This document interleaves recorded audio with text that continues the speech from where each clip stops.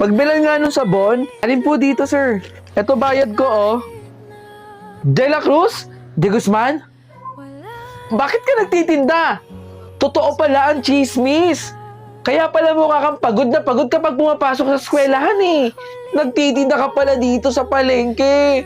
Gusto man kitang tulungan, pero hindi kasi sapat yung perang dinala ko para bilhin lahat yung tinitinda mo. Okay lang, De Guzman. Sige ma'am, sabay tayo mag-lunch later. Salamat sa pagbili. De La Cruz, alam mo bang bawal magtinda dito sa loob ng eskwelahan?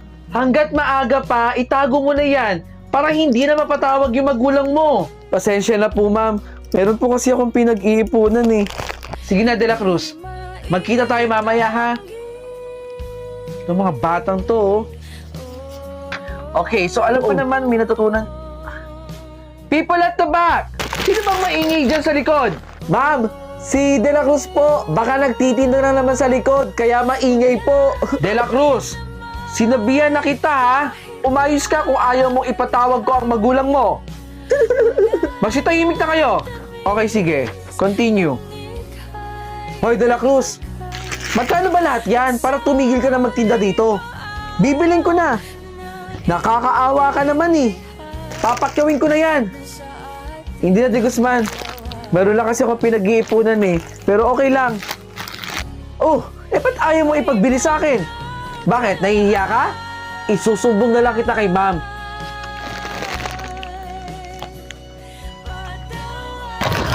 Ma! Uy, nak! Para sa inyo po.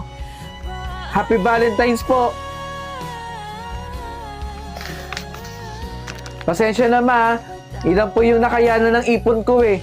Babawi po ako sa inyo. Salamat dito anak ha. Happy Valentine's.